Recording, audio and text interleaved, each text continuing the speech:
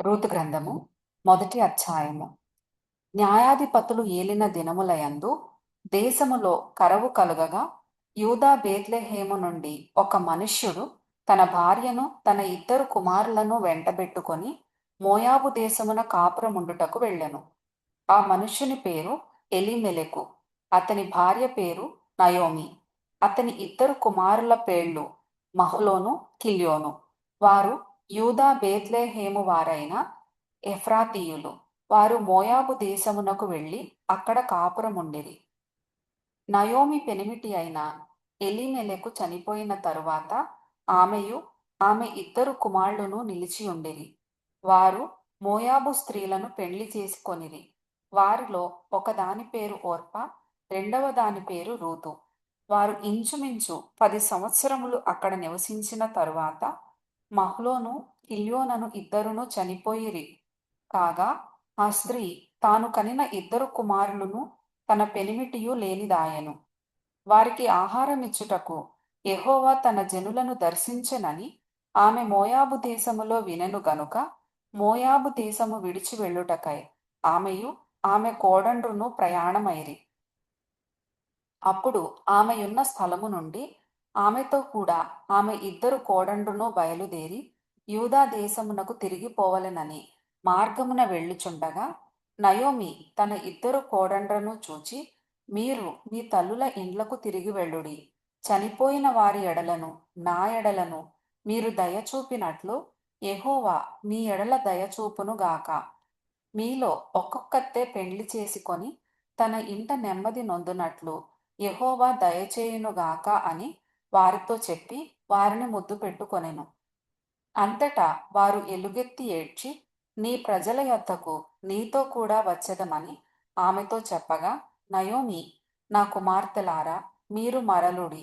నాతో కూడా మీరు రానేలా మిమ్మును పెళ్లి చేసి కొనుటకై ఇంకా కుమారులు నా గర్భమున నుందురా. నా కుమార్తెలారా, తిరిగి వెళ్ళుడి. నేను పురుషునితో నుండలేని ముసలిదానను.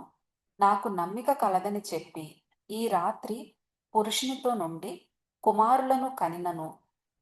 వారు పెద్దవారగు వరకు వారి కొరకు మీరు కనిపెట్టుకొందురా. మీరు వారి కొరకు కనిపెట్టుకొని పురుషులు లేక ఒంటరి కత్తెలై ఉందురా. నా కుమార్తెలారా, అది కూడదు. యెహోవా నాకు విరోధి ఆయను. అది మిమ్మును నొప్పించినంత కంటే నన్ను మరీ ఎక్కువగా నొప్పించినదని వారితో చెప్పెను. వారు ఎలుగెత్తి ఏడ్వగా ఓర్పా తన అత్తను ముద్దు పెట్టుకొనెను.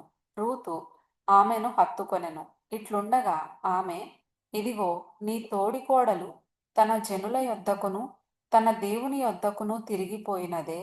నీవును నీ తోడికోడలి వెంబడి వెళ్ళుమనెను. అందుకు రూతు, నా వెంబడి రావద్దనియు నన్ను విడిచిపెట్టుమనియు నన్ను బ్రతిమాలు కొనవద్దు. నీవు వెళ్ళు చోటికే నేను వచ్చెదను. నీవు నివసించు చోటనే నేను నివసించెదను. నీ జనమే నా జనము, నీ దేవుడే నా దేవుడు. నీవు మృతి పొందు చోటను నేను మృతి పొందెదను. అక్కడనే పాతిపెట్టబడెదను. మరణము తప్ప మరి ఏదైనను నిన్ను నన్ను ప్రత్యేకించిన ఎడల యెహోవా నాకు ఎంత కీడైనా చేయునుగాక అనెను. తనతో కూడా వచ్చుటకు ఆమెకు మనస్సు కుదిరినదని నయోమి తెలిసికొనినప్పుడు అందును గురించి ఆమెతో మాటలాడుట మానెను. గనుక వారిద్దరూ బేత్లెహేమునకు వచ్చు వరకు ప్రయాణము చేసిరి. వారు బేత్లెహేమునకు వచ్చినప్పుడు ఆ ఊరి వారందరూ వారి యొద్దకు గుంపు కూడి వచ్చి, ఈమె నయోమి గదా అని అనుకొనుచుండగా ఆమె, సర్వశక్తుడు నాకు చాలా దుఃఖము కలుగజేసెను గనుక నన్ను నయోమి అనక మారా అనుడి. నేను సమృద్ధి గల దాననై వెళ్ళితిని. యెహోవా నన్ను రిక్తురాలినిగా తిరిగి రాజేసెను. మీరు నన్ను నయోమి అని పిలువనేలా. యెహోవా నా మీద విరుద్ధముగా సాక్ష్యము పలికెను. సర్వశక్తుడు నన్ను బాధపరచెను అని వారితో చెప్పెను. అట్లు నయోమియు ఆమెతో కూడా మోయాబీయురాలైన రూతు అను ఆమె కోడలును మోయాబు దేశము నుండి తిరిగి వచ్చిరి. వారిద్దరూ యవల కోత ఆరంభములో బేత్లెహేము చేరిరి.